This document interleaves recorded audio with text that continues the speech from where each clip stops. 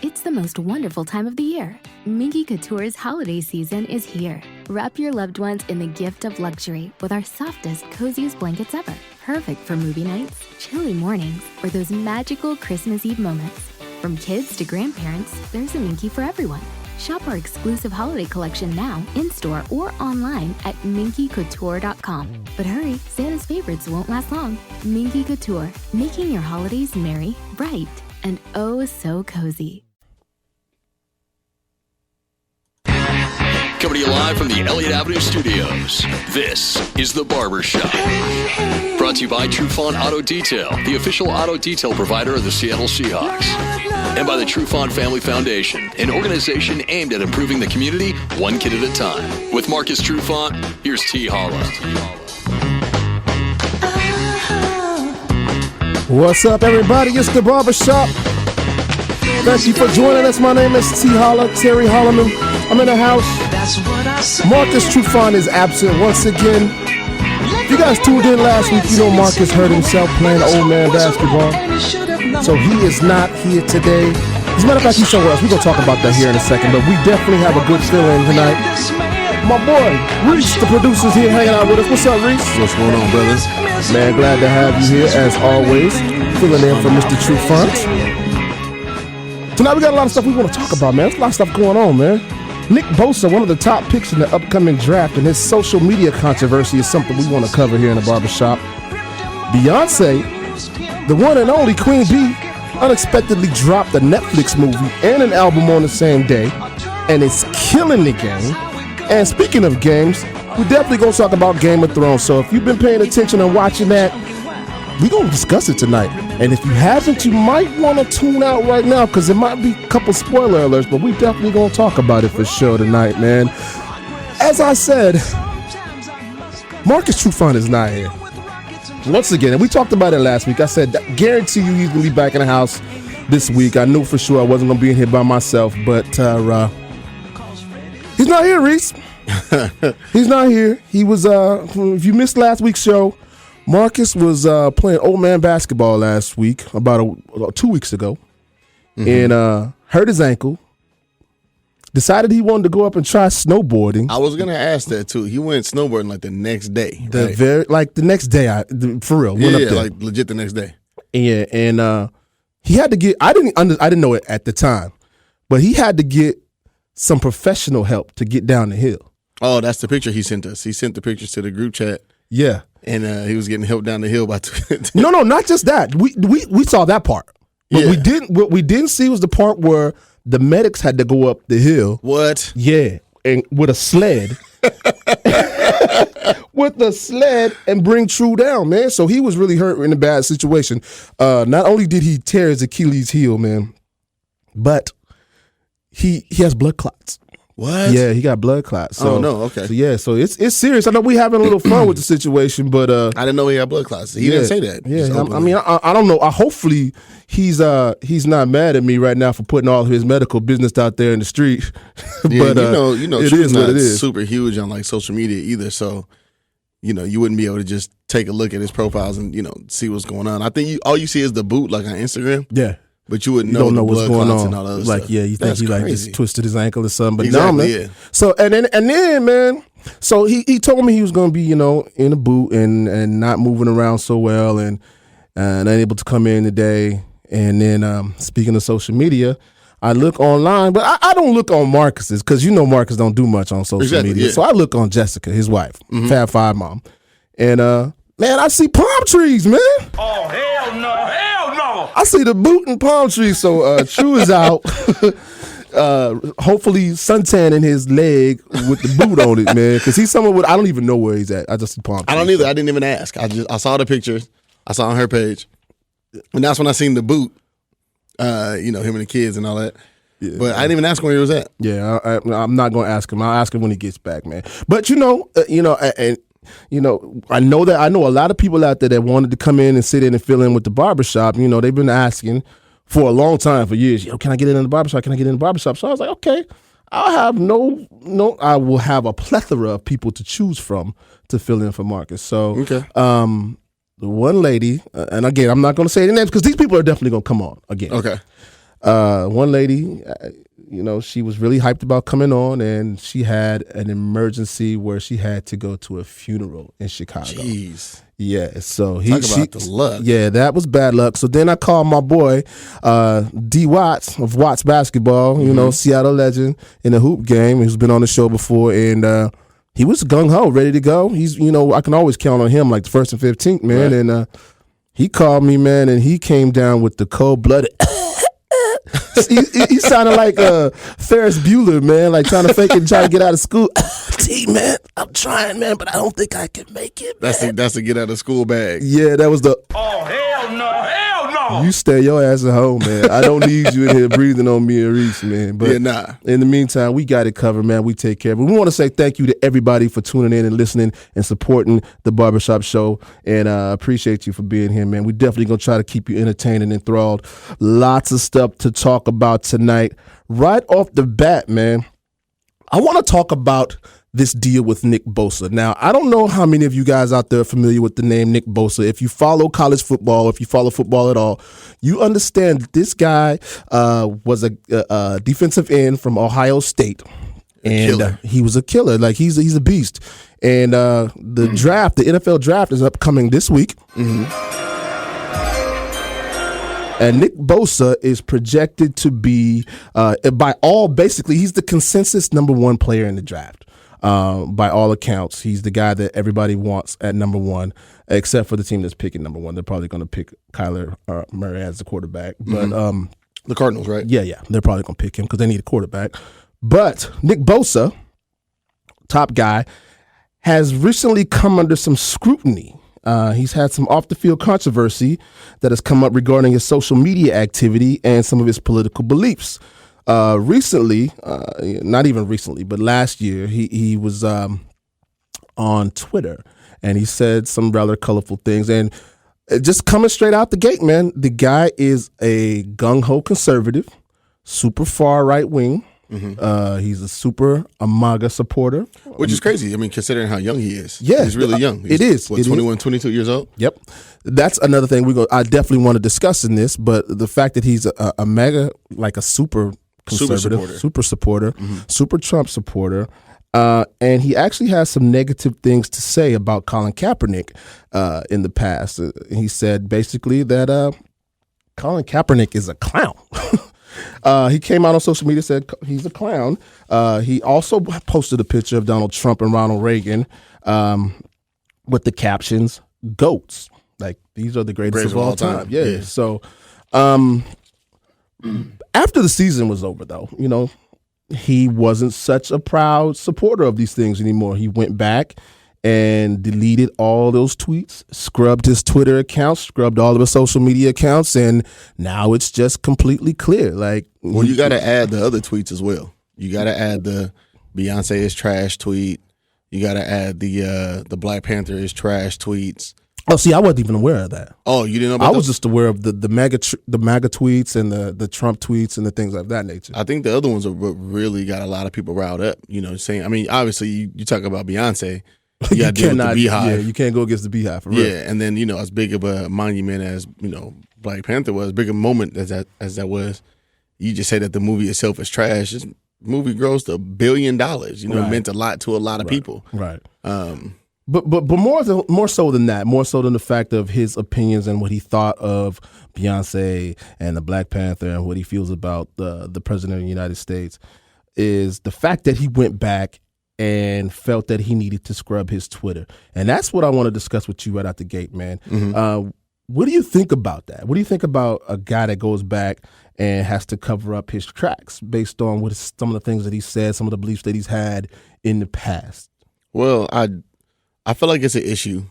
I feel like it's smart, though, for you to do something like that. Of course, like everybody should, CYA. But at the same time, it's just kind of telling of, who that person is, especially when you're in the spotlight already.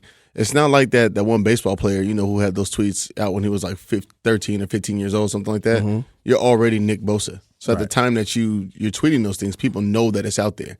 So, you can't always cover up some things on your resume. Mm-hmm. And the reason why he deleted them too, it wasn't like he backed off of what he said. he just said, there's a chance that the 49ers might grab me. As liberal as a city as San Francisco is, and the whole thing with Kaepernick, as much support as he got, I just don't want to look bad in that light. And so it's kind of like it's not really genuine.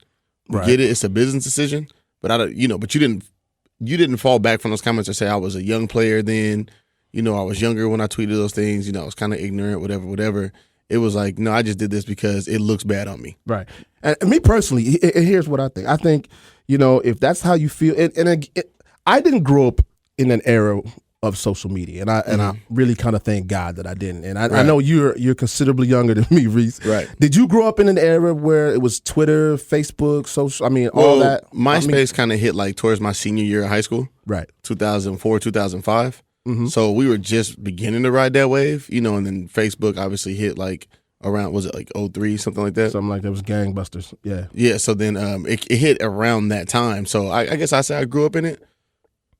But here's my thing. So I feel like if you have a certain belief, or you feel a certain way about a certain thing, mm-hmm. and you feel bold enough that you want to put it out there to the world on social media, say it with your chest, man. Leave it out there. Yeah. Why hide it? Don't hide it at this point. Right. If you are gung ho, you want to go so far as to say some things like Colin Kaepernick is a clown, and Black Panther is trash, and Beyonce's trash. Whatever you want to say is trash. Right. Say it with your chest. Believe that. You believe it down deep in your soul. Let the people know that you stand firm on how you believe.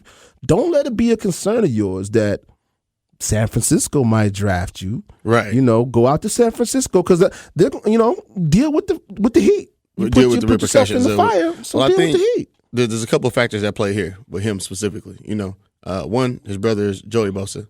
He plays for the Chargers, right? Yeah. Is it Joey or Eric? Joey. Okay.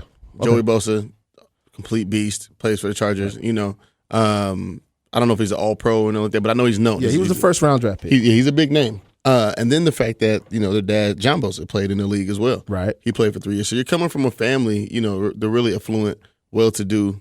He probably feels emboldened by that. So he probably just feels like I can believe these things and I can say whatever I want. There's a thing that came out today where he was liking people's pictures on Instagram, and one of his friends that he liked, it was like hashtag the N-word. Oh, there's a couple different tweets or a couple different Instagram posts where it's hashtag N-word, and he liked those posts. So it's like it calls into question a lot of different things. I think, and even John Lynch, I don't know if you've been seeing the cover up for him. Have you been seeing the way that the media has handled this? Like, I have seen some of it. I've noticed some of it, but I haven't heard directly from the National Football League. I've seen some things like John Lynch came out today and said that he's a great teammate, and all these things. I know that there's been like articles on like, let me see, what was the website I was just on? The SBNation.com. Saying, like, are his tweets going to be an issue in the locker room? And right. All the writers are saying, no, it's a non-issue and things like that. But none of these people come from our community. Well, and that's the thing I wanted to ask you about for sure is you talk about a young man, and we talked about his affluence, right? His dad was a first-round draft pick. His brother was a first-round draft pick. And obviously he's going to be one of the top three guys. Top three guys off the board. Right, off the board this year.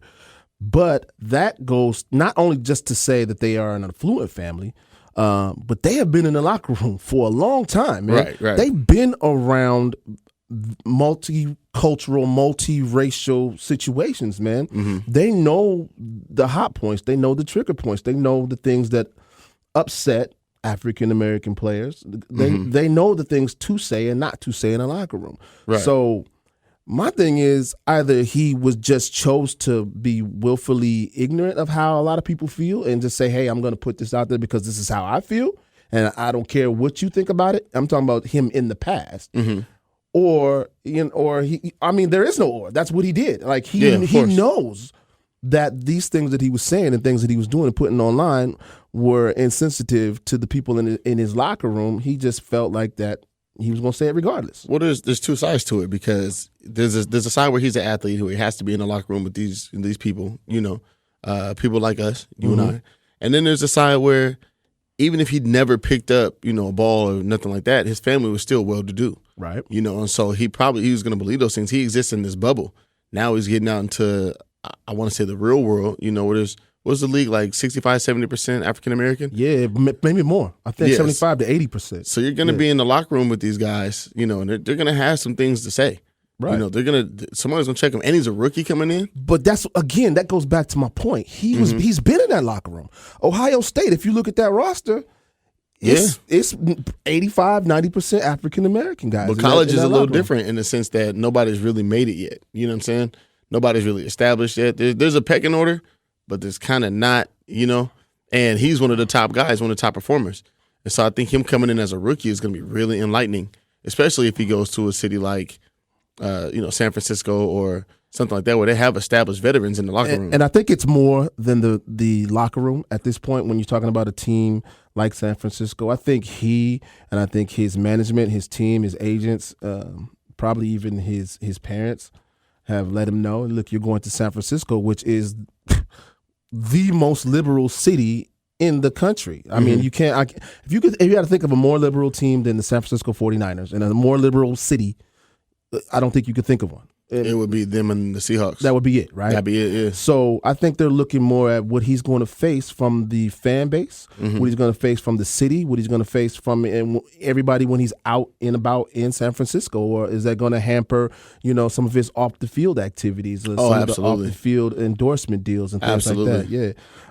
The big question is when we're looking at these young players, when it comes to their social media activity and the things they want to say online, and whether it be Nick Bosa or whether it be Joe Blow from North Carolina A&T, some completely black college or whatever.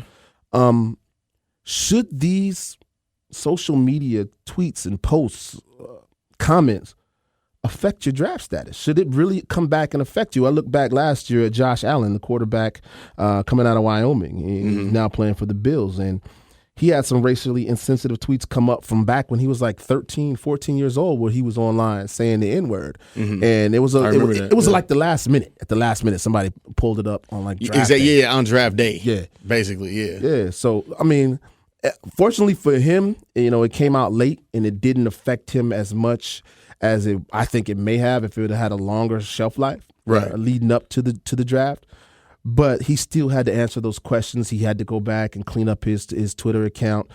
Should it affect players? Whether it is you're saying like negative racist things, or if you're a guy that's just, you on there talking reckless, like you're from the hood and you just saying reckless shit on Twitter. Well, you bring up that aspect, right? Like, say somebody's from the hood, right? So you take like a Roquan Smith, there's, a player like that, Richard Sherman, whoever it may be, an affluent black player in the league, who doesn't have the history that Nick Bosa has, whose dad didn't play in the league and that kind of thing. They're going to answer those questions. I mean, didn't Cam Newton say that they asked him pretty tough questions? Yeah. He was in the, draft. And I remember, who else was it that, the receiver for the Cowboys, he's no longer there. Dez. Remember they asked him about his mom. Oh, yeah. And those kind of things, So, I'm not mad at some of the questions that they ask, but I do think that depending on who the team is, they definitely have to take that into consideration, Yeah. I think the 49ers kind of have to take that into consideration. Now, the thing is, people are saying, it shouldn't matter because it's a great ball player, but you look at that cover-up job that they're doing for him, right? You look at because he comes from a football family. Right. So people now have he's a great player, so it shouldn't matter. But when it came to Cam Newton and the whole scandal with him stealing the computers at Florida, that mattered. And that's what I'm saying, Reese, is that sometimes I feel like there is a double standard. Of course. Sometimes I feel like, the guys on the other side of the fence are really getting the shaft on this deal. And guys like Nick Bosa and some of the other guys that come out with some of these insensitive things, it might make the headlines for a second. But at the end of the day, it doesn't affect their bottom line. It really doesn't affect their draft. Right. And it does, and it's weird because like if say this was a later round pick, like say he was projected as like a late first round pick, right? Then I think teams have the option to pick him up or not pick him up, and then they kind of you could deliberate a little bit more, and pass on him, you know. Even with that being said, but he's just good. I'm about to say, but he's essentially such a talent, and he's being looked at. And again, you got to think about his lineage as well. Again, his dad was in the league, played for the Dolphins. His brother's in the league now, plays for the Chargers. Super big deal. He's going to get that protection. Well, I'll tell you what. After this weekend, we are definitely going to find out because draft is coming up this Friday. Thursday. Is it? Do they do it Thursday now? They do it Thursday, yeah. So Thursday, Friday, Saturday, I think. You know, I really stopped paying attention to the draft since the last time that I wasn't in it. I wasn't picked up in '98, so I haven't watched It's all it good, since brother. then. So yeah, It's all good. But we are definitely going to find out. We're going to follow this Nick Bosa story. I know wherever he lines up or wherever he ends up, he's going to be good. He's probably going to have a very long and successful career. He deserves to be picked. Yeah, I'll say that. But my man Reese, you and I have talked about this a little bit off air, offline, but we haven't really dug deep into it. And this is something that has really been taking the country by storm over the last week, man. And it's really amazing. This entire Beyonce deal. And I know it's to me, you know, I felt a little weird at first, you know, when I got pumped up about the Beyonce thing and I decided that, you know, we should talk about it on the show. It was tough for me to be, you know, think I'm going to have two big, strong alpha males in the studio. And talking about Beyonce. But you know what? Everything about Beyonce right now is fire. So everything. So I don't know if you guys have been hiding under a rock or in a cave and you did not find out, but Beyonce this past week, last Monday, dropped an album and a Netflix movie like out of nowhere. Like did not announce it to anyone in the world. And then just out of you saw some hype for it on Netflix. Netflix did promote it, but just like a week out. I will say that. Yeah, on Netflix, but you had to be like on Netflix. No, I saw it on Twitter actually. Okay. I follow a Netflix account. Okay, see, you slick like that. I don't, obviously, I need to up my Twitter game. But it was basically out of nowhere, no promotion, no marketing, no nothing. And dropped the movie, which was it's Beyonce Homecoming. Documentary of her performance at Coachella last year. Which broke records for streaming. Oh, yeah. I don't know if you know. I did not know that. I think it was like the first year that Coachella put the live stream of their performances up, and they hyped it up, and the servers kept crashing because Beyonce was going to be there. Oh, yeah. I did not know that at all. Yeah, so we live streamed it. Me and my lady, we watched it, just chilling in our bed watching Beyonce. We knew the time. Everyone on Twitter was going nuts watching Beyonce. Yeah, man. I did not know any of that. I watched, like I said, I found out on Monday morning. I logged on to Twitter, and they're like, yeah, Beyonce, she had this album, Homecoming. She got the Netflix, and people were going nuts, man. And I was like, all right, let me see what it's all about, man. Mm-hmm. And so I downloaded the album, and it was just, before I even saw the movie, Reese, the picture was painted for me in just the audio, in just the music. I was blown completely away. And then I had the opportunity to sit down and watch it on Netflix, man. And the whole, that's how you did it? You listened to the album first? And then I listened to the album first, and then I watched the movie, the documentary. It was incredible, man. From the very beginning, I think you were able to see what they were trying to do, and they took a lot of what I want to call the Black experience, the Black American experience, and put it on display for the world to see at Coachella, the world's largest music festival, obviously, where normally you don't get the kind. I mean, if you think about Coachella, I think about the people who have headlined that event in the past, and I'm talking about the Red Hot Chili Peppers, Paul McCartney, AC/DC, Guns N' Roses, Coldplay. Right. More recently, you've had Jay-Z and Kanye West, but it's been a big party in the desert. Yeah. I mean, multi-weekend thing, by the way. Yes. And, they have 3 weekends in a row? They do Saturday, Sunday, and I think, do they do Friday too? I know they do Saturday, Sunday, but regardless, it was just, again, to have her being the first African-American woman to headline Coachella and to put on the performance that she did and to get the backstory. And I think that's what I really wanted to highlight here tonight is the backstory. The 8 months of preparation, the no meat, no sugar, no whatever else. You know, dude, some women are going to pass out. There's going to be some women out here trying that. You're going to try to Beyonce and you're not going to make it. And that's the thing I was saying. I like how you said that. You're going to try to Beyonce. Yeah, you're going to try to Beyonce. You're going to try to be Beyonce. I like that. That's tight. But it's true, man. I mean, they're going to try to do this thing, man, and it's not going to work, man, because first of all, I guess apparently she was supposed to headline Coachella 2 years ago. And she got pregnant. She was pregnant with the twins. Yeah, and it was a difficult pregnancy. But first of all, let me stop, bro. Do you listen? Do you hear us right now? We're here talking about Beyonce and her pregnancy, bro. Yeah, bro. And you know what? And I want to say this real fast because I know a lot of women listen to this as well. Right. We have to start taking black women serious when it comes to their pregnancies. We have to start listening to them. There's a lot of black women dying now because doctors don't take their pain serious. They're not being diagnosed properly. Serena Williams also went through a very difficult pregnancy with her daughter being born. Right. And it just shows that, on all levels, doesn't matter how much money you have, black women are still viewed and treated a certain way by the medical industry. Right. I know that's a little bit political. Now, you did get real deep on me right there. I wasn't expecting to get that deep, but it's cool. I just wanted to say that because that could be one of our sisters or, our mothers or whoever it might affect, and I think that the attention needs to be brought to that. If it can affect Beyonce and Serena Williams. And she had all the help in the world. But absolutely, yeah. And all the resources to make that happen. But to think she had that rough pregnancy, she said she gained a lot of weight. She mentioned she was like 218 pounds when she started rehearsing for this show. Which is crazy. And it's nuts, man, because, again, to give you guys, if you haven't seen it, please go to Netflix and watch it and go to whatever you stream your music off of and download Beyonce Homecoming. I think you two will be blown away. There's so many things that blew me away about this, Reese. Again, talking about how she went 8 months worth of preparation. 8 months. Her stage show was 200 different people on stage, man, at all times. You think about this, the amount of coordination that it takes to get 200 people to be in line at the right place at the right time, doing exactly what they're supposed to do. I'm talking about male dancers, female dancers, an orchestra, a full marching band, a drum line. Come on, shout out to the HBCUs. Oh, they got all this from the HBCUs, by the way, the historically black colleges. They went around the country and handpicked people to fit into this show, 200 strong, and they got down for 2 hours. Yes, plus, man. Yes. And it didn't stop. It was just one thing after the other and after the other. Not just the dancing and the singing and the band playing and doing the steps, but you think about the coordination with the light show. That was just amazing. And then it's live. And it's live. And then it's live. Exactly. Because we practiced up until this point. Now we're on stage and we're doing it.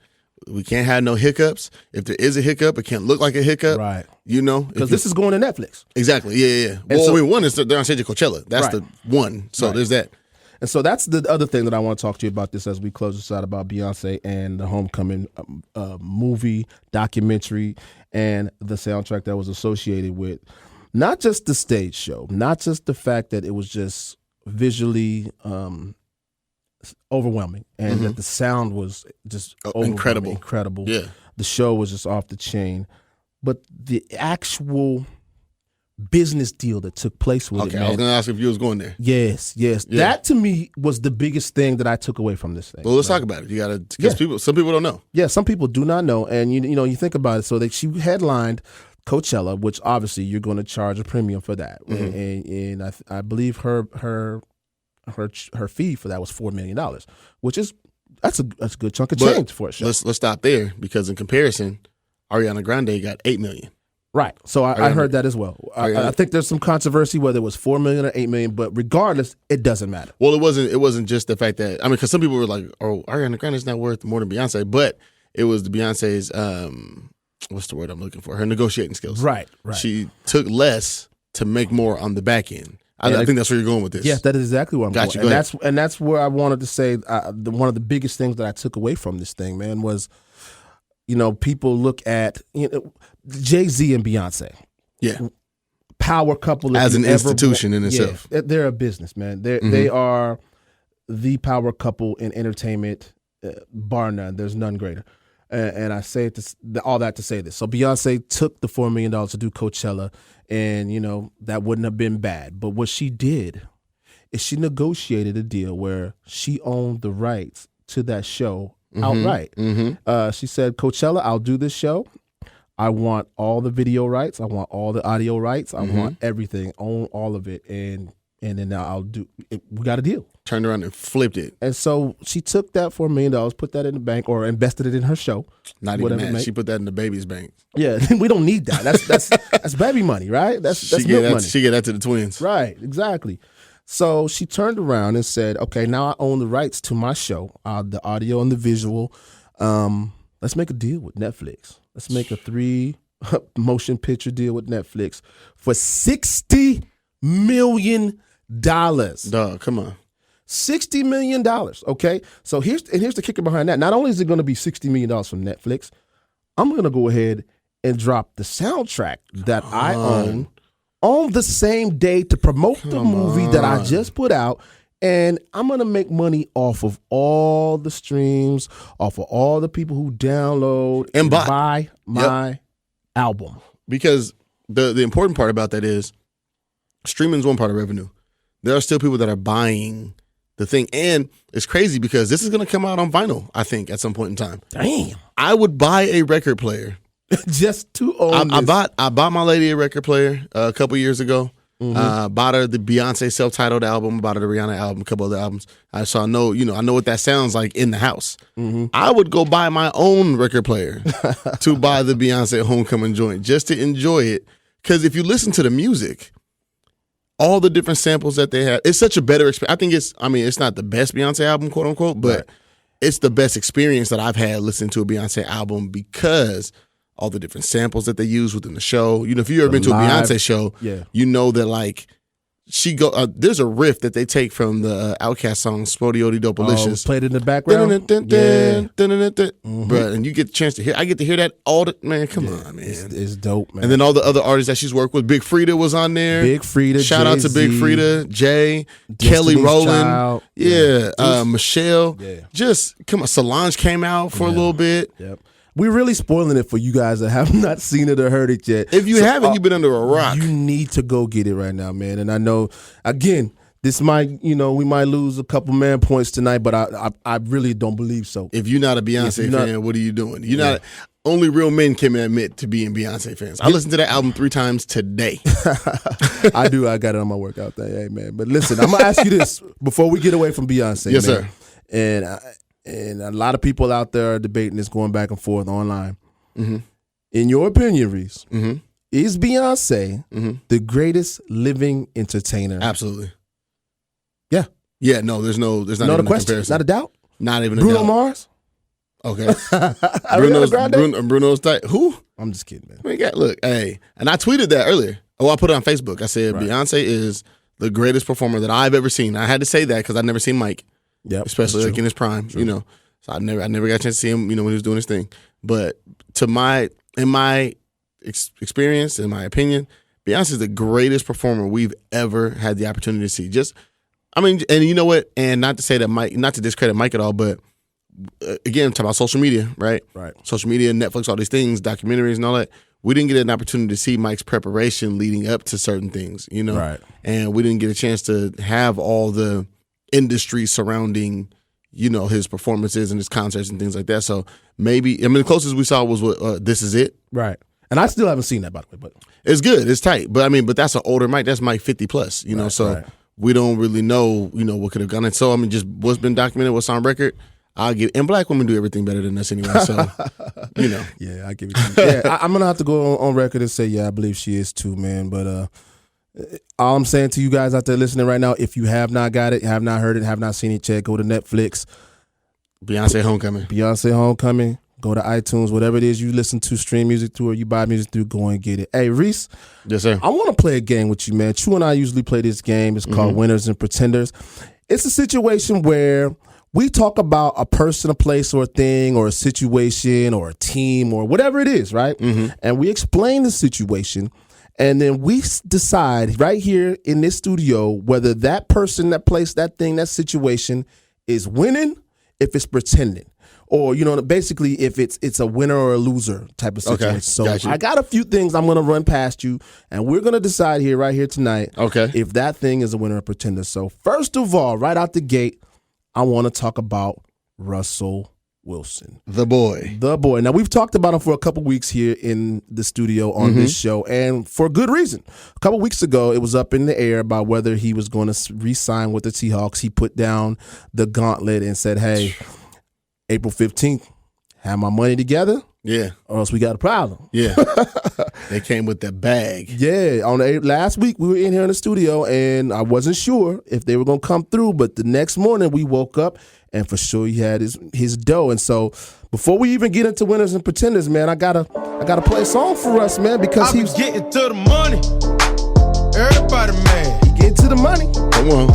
I think I'm getting too much money. And he got a lot of people mad. Everybody, man. A lot of people are mad at Russ right now, man. But there is a lot of people that are happy for him. A lot of people in Seattle I'm extremely happy for him. A lot of his teammates are happy for him. A lot of the real fans in Seattle are happy for Russ. But for some reason, people are tender at Russ. I do want to say that's part of the Beyonce joint too. They do play that. And they get down. Sorry, go ahead. No, that's all right. It's all good. They've been distracted. Yeah, but no, a lot of people are tender about Russ, and the fact that they feel like he's getting a lot of, what do you want to say, influence from his wife. And yes, you talk about the way that he was he announced that he got his money. Oh man, and it was what, Reese? You've met Russ. Yeah, I have. Wasn't he on the barbershop at some point?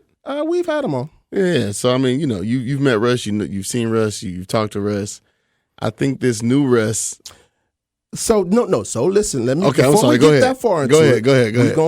We're gonna talk about this. Okay. Thing. So Russell, of course, got $140 million. Okay. It was a 4-year deal, Congrats. $65 million signing bonus, and I think it's like over $100 million in guaranteed money. And the city was waiting on pins and needles to find out if he was gonna get this money. He got 108 guarantees, I think. Something like that. 108, 107, 108. Crazy. Regardless, 65 it's a is signing ton of money.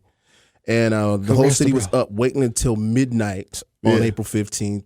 And, Russell and his wife, Ciara, they made a late night video to announce that the deal got done.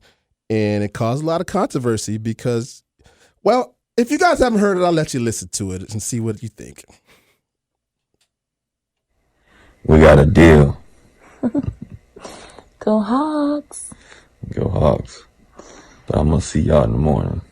Good night. Time for y'all to go to bed. Finally, we can go to sleep. See y'all in the morning. So Russ is laying there in the bed with Ciara. Man. And he made that announcement with the deep voice. We got a deal. The bass. He put the bass in his voice. He put the bass in there, and he had 3 chains on his neck. He was shirtless at top. Of course, he's in the bed. He's stunned. He went to bed with all his chains on.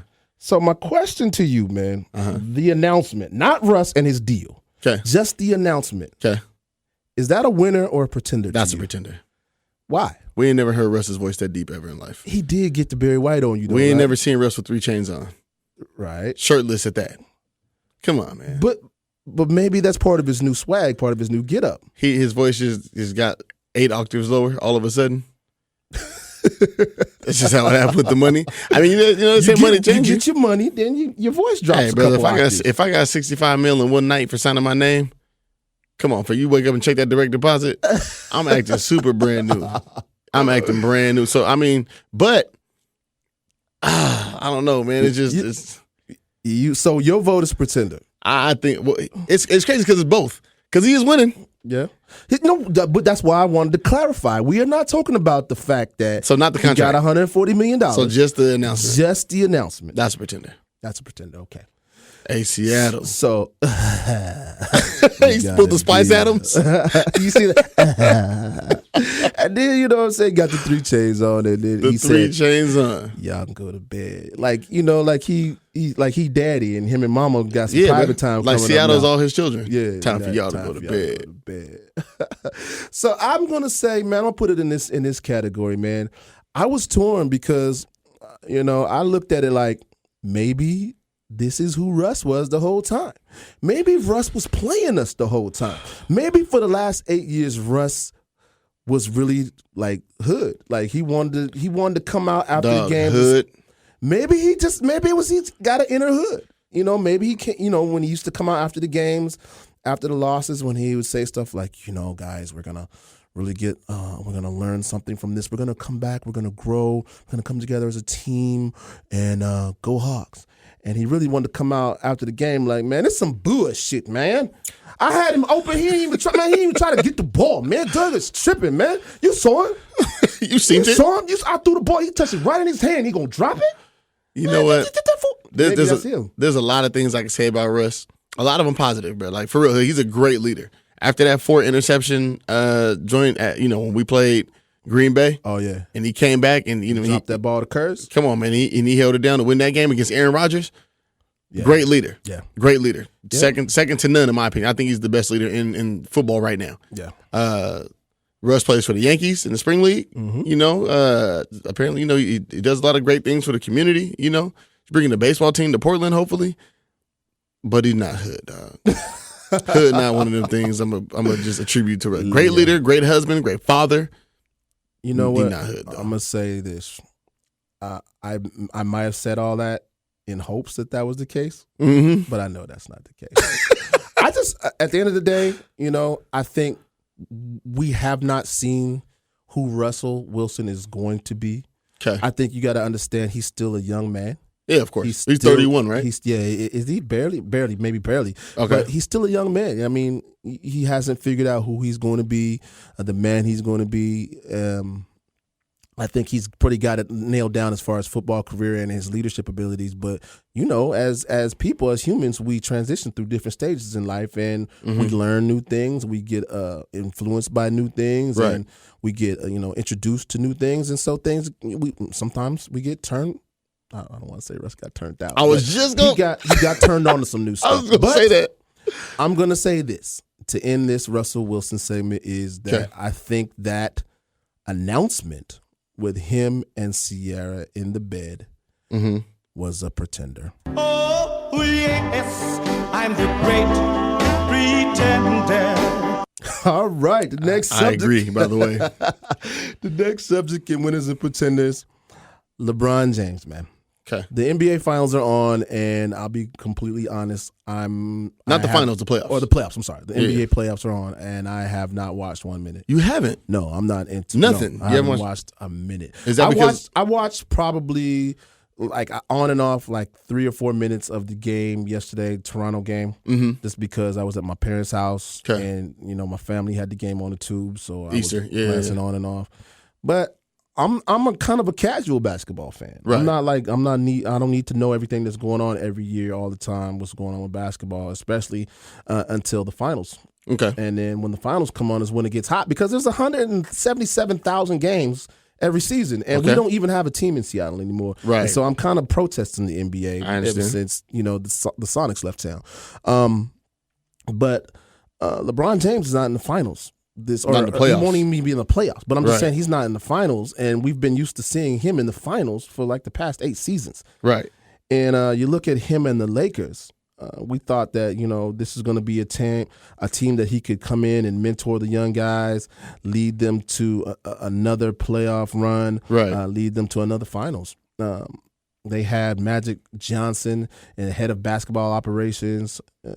Coach Walton was leading the team. And then it just all fell apart. There are 37 wins this season. Not in the finals, not in the playoffs. So my question to you moving forward, this Lakers organization being led by LeBron James, are they winners or are they pretenders? This is hard for me because I am a Laker fan. Been a Laker fan since Kobe Bryant got drafted. I don't like the direction the franchise is moving in. I feel like they just keep trying to hire legacy Lakers. Everybody coming, even if Tyronn Lue, what's been rumored, right. if he gets hired, he still played for the Lakers, so it's like they just trust their own people. I think, with them trying to just bring in Pelinka, who was Kobe's agent, them bringing in Magic Johnson, who obviously, was a Laker before, great. They got, what's his name on the bench too, as a Laker, as an assistant coach, who don't really contribute much. Who? Come on, man. What's my man's name? Abdul-Jabbar. Oh, really? Shit, I don't even know. Yeah, he just kind of coaches a little bit. They hired Luke Walton last year, who had a great coaching resume, as a young coach. But all these guys are Lakers, and so it's not like you're going out and grabbing the best people. I think I heard somewhere that their scouting squad is the smallest in the league, and it shows. Pretenders, bro. They're pretenders, and I'm not gonna say about the players. I'm gonna say that about the whole organization as a whole. Whole organization, yeah, the front office. Even with LeBron James, the greatest basketball player of a generation, still in the fold, you think they are pretenders? Well, yeah, because I just feel like there's no real basketball acumen that's being applied to, what's like the on-court moves, and I was excited.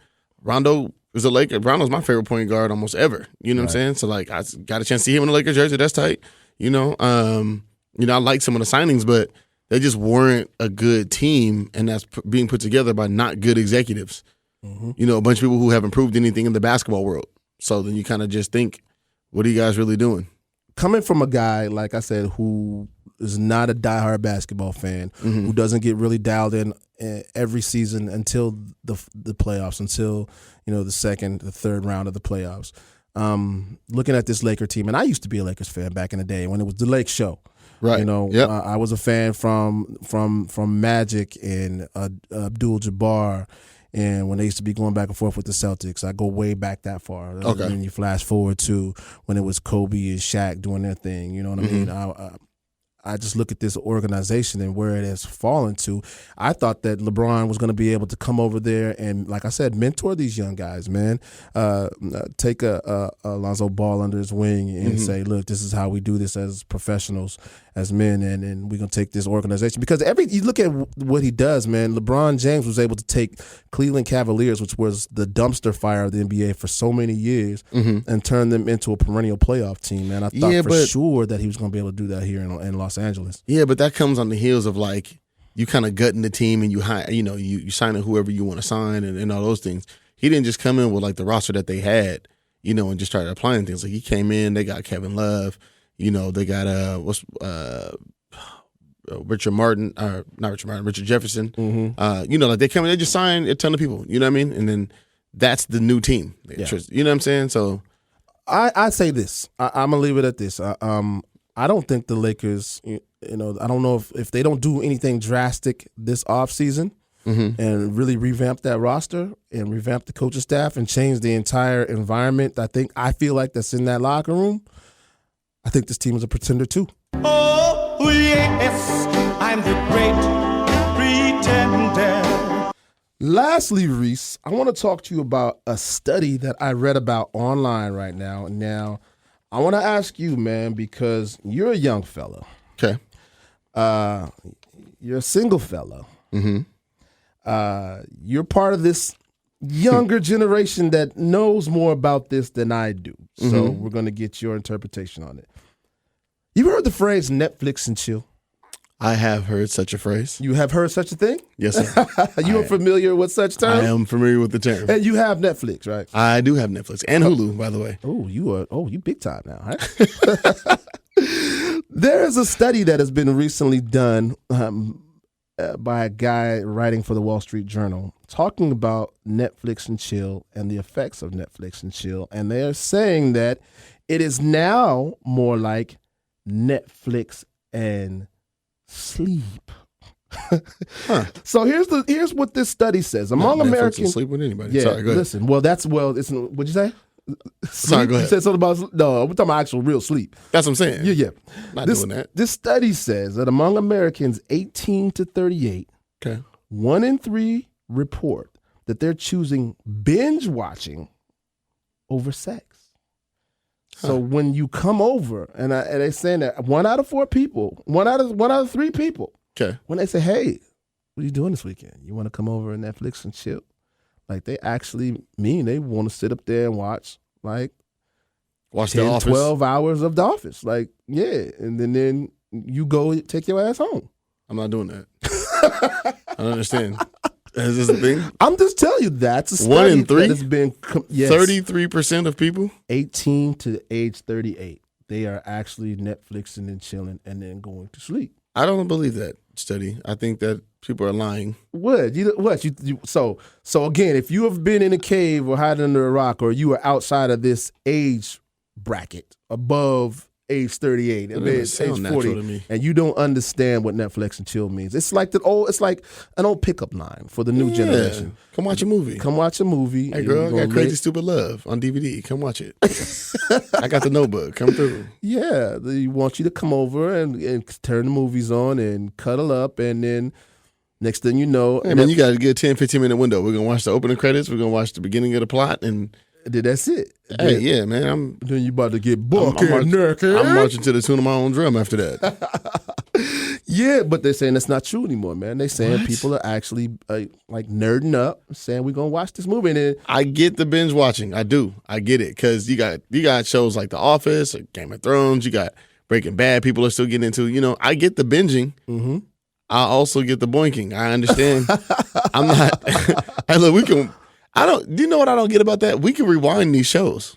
Yeah, you can. But let me ask you this: have you ever been like to that point where Netflix asks you, "Are you still watching?" Of course, of course, I have. Yeah, that's you. You were the Netflix and Chillin, And right? then I lied to Netflix. Of course, I'm still watching. I'm watching. Oh, hell no. Hell no. Oh yeah, I'm still here. Okay, so is it a pretender? Is this when you look at this study and you find out that 33% of young Americans are actually binge watching rather than doing the nasty? Do you think that idea, that concept, this poll, you think it's a winner or you think it's a pretender? I think it's a pretender. I just don't see that being a real thing. Cause like, especially, you know what? I just say like for our culture specifically, I know a lot of people don't like people being in their space after hours. Mm-hmm. Like I know a lot, women especially. I've heard a lot of women say, I send them home. You got to go. Yeah, exactly, right. Come do your thing. I don't. Look, man, you ain't about to be in my bed all night long. Your Uber is here. Yeah, hey man, hey, you drove over here. You can drive back. Look, I got work in the morning or whatever it may be. You're not coming over just watching movies and then falling asleep. What is that? Come on. Unless you're in a relationship, I would love to know how many couples were like interviewed during this thing. Yeah, you know what? That's probably the case. And I obviously, not trying to put my age out there for everybody to judge me, but I fall outside of this range. I'm not in the 18 to 38 range, so maybe my answer is going to be different. My answer is yes. I watch Netflix and then I fall my ass asleep. But you're married. That's what I'm saying. So that's my opinion. I'm thinking that I'll watch. I'm gonna sit up and watch like 10 hours of Game of Thrones. You're not watching 10 hours of Game of Thrones. I have in the 10 past. hours? Oh man, listen. So a couple of years back, and we're gonna talk about Game of Thrones here in just a second. Though, like I have watched. What shows did I watch? That's a full work shift. So listen. So before my daughter started playing basketball, right? Mm-hmm. So my wife and I would have a lot of free time on the weekends. So I remember watching all of Sons of Anarchy. Okay. Because I used to hear everybody talking about it all through the week, and I was like, I don't know what that show is. I'm not watching no show about motorcycle guys. It's not my bag, baby. So I never watched it. Then all of a sudden, I was like, let me try it. It's on Netflix, and we were addicted. So yeah. Well, let me ask you this though. You say you had a lot of free time. No, not anymore. I'm saying then. But were you sick? Were you injured or something, or did you guys just sit up and just watch it? No, I was addicted. Yeah, it was just captivating so like that. It was captivating. So then, and then we would come home from work in the evening. You know what I'm saying? We cook, get everybody situated, do their homework, put everybody to bed, and then we'd be watching Netflix from like 8 till like 1 and 2 o'clock in the morning. Okay, just to catch up. Yeah. But you're married though. It's different. So I gotta ask, like, how many singles were interviewed, like how many couples? Yeah, because that is different though. You guys have what, 3, 4 kids? A bunch of them. Yeah, 4. You guys have 4 kids, right? Yes, so it's a little bit different. Like you're relaxing too, But like people between the ages of, you said 18 and 38. Yeah. Look, man, I'm 31. I have 1, and I love my time alone now. Like when I'm not cooking for summer and doing all that. But I don't have 10 hours to just sit up and chill with, the lady that I'm dating at the time for 10 hours. You gotta get your stuff and go. So I'm here to end this off. Yeah. I do believe that a young person that's 18 to 38, if they are single and they are actively dating, that they are probably Netflix and chilling. I doubt that 33% of them are actually spending 10, 12 hours watching a particular show and then going to sleep. I just don't see that. I definitely don't see it. Nobody's that comfortable with each other nowadays. So I have to say that this poll, this study, this thing done by the Washington or the Wall Street Journal. Oh, yes, I'm the great pretender. Before we get out of here, Reese, I want to talk to you, since we've been talking about binge watching stuff. I want to talk to you about Game of Thrones, man. This show has captivated the entire country. It's like just been a cultural experience, I think, for so many people in the country. On both sides of the fence, you have those people that are completely in love with Game of Thrones, and then you have these people that you see online that are just, I'm part of the 1% that have never seen like Game that, of Thrones. Like that makes you so cool, you know what I'm saying? It really doesn't. But anyways, a couple of weeks ago they had the season opener, and last week. Yeah, they had. I'm talking. Well, by the time this airs, I guess a week and a half, 2 weeks. What's going on? Like tomorrow? Anyway, they've had the second episode already. Okay. So we saw the first episode. We've already seen the second episode. It was a big deal because the show was off the air for so long. It was off the air for a year. Yeah, they took 2018 off. I think it was like 500 something days between the last show and the first show. Yeah, bro. And so there was a lot of build up behind it. And this is the final season of the show. Oh. There will be no more. There's so much to say. We can't go into everything tonight, I'm sure. But I want to cover some of the things that have been capturing my attention, that's got me so wound up, that got me ready every single week to watch this show. First of all, did you watch it from the beginning, Reese? Like, did you start from season watching? 1? Yeah. Well, I caught up late. I think I caught in like a year in because I tried to watch it, but it was really slow. Season 1 was really slow. But I did start, around the time season 2 it came out, I went back to season 1, obviously watched the whole joint, and I've been hooked ever since.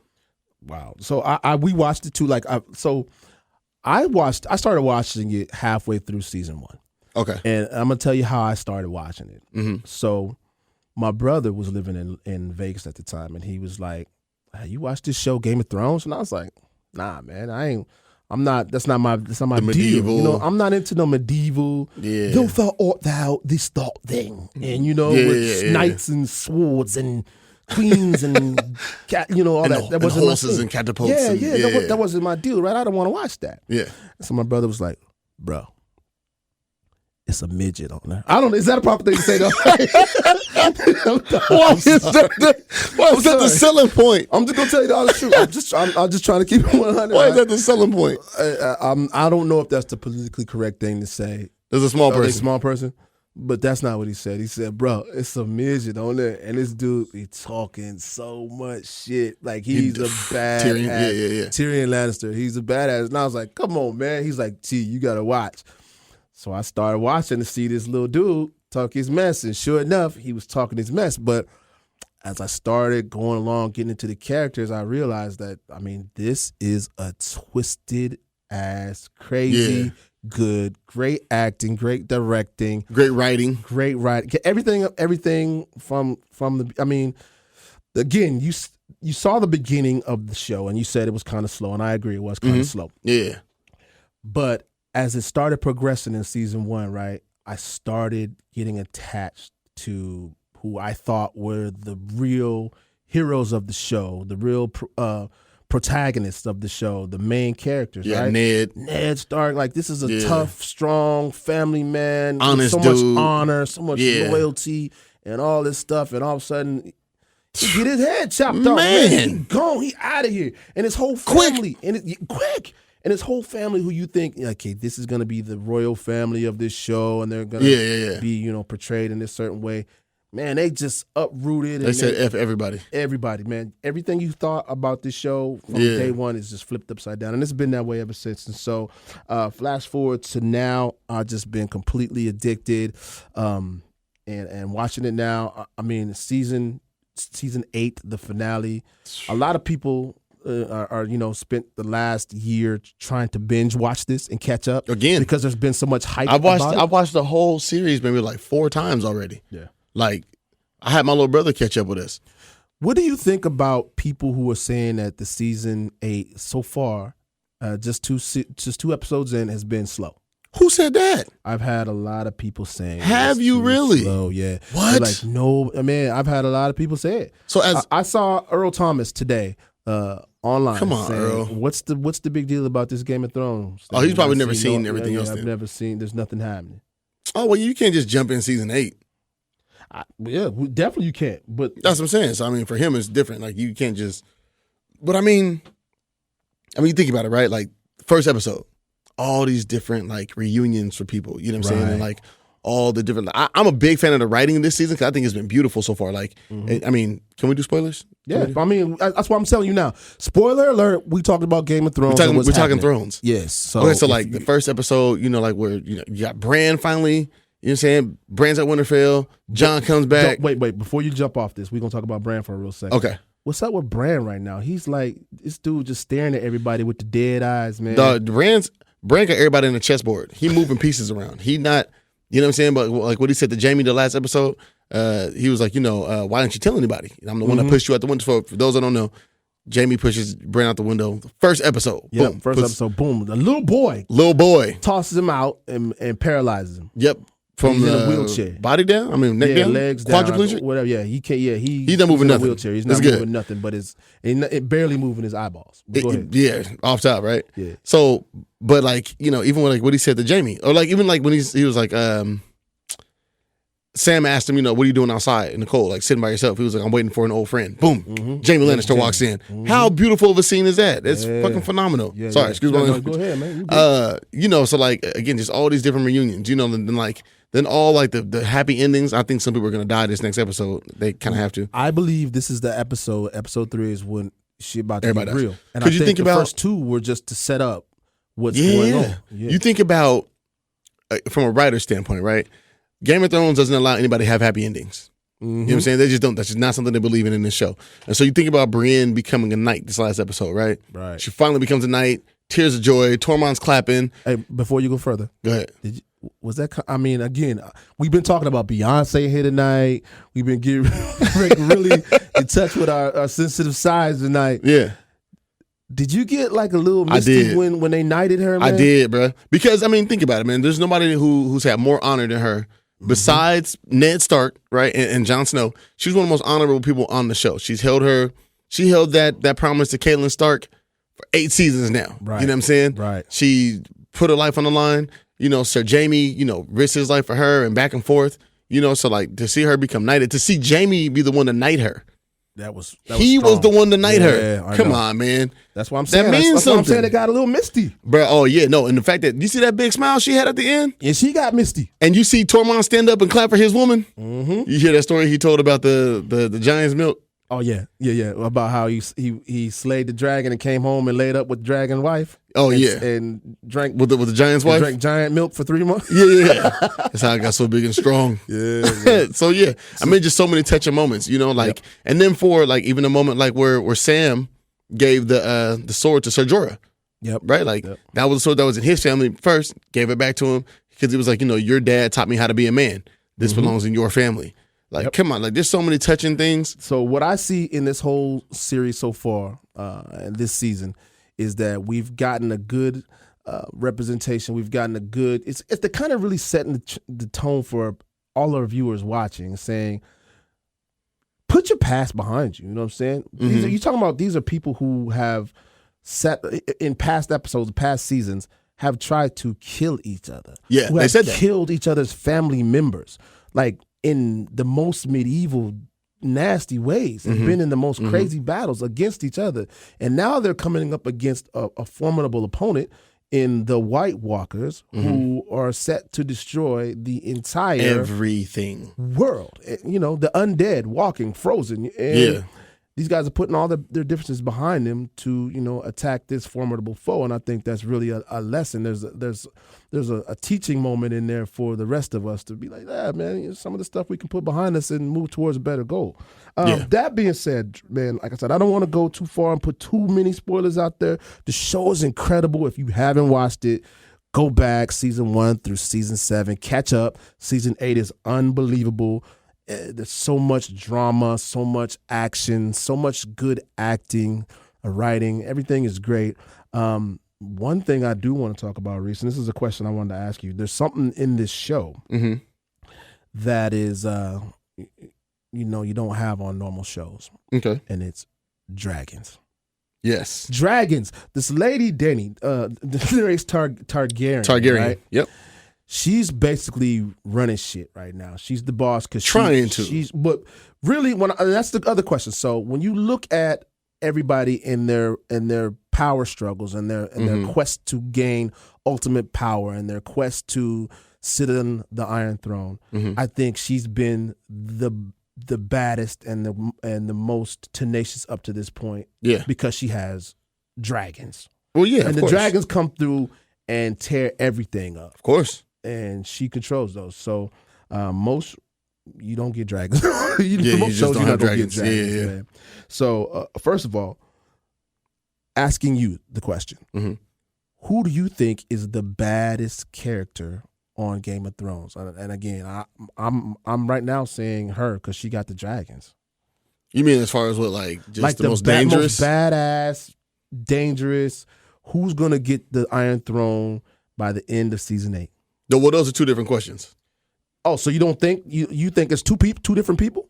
I think the most dangerous person, and I think the person that's going to end up on the throne, are two different people. Oh, I think I had a theory that neither Dany nor Jon were going to end up on the throne.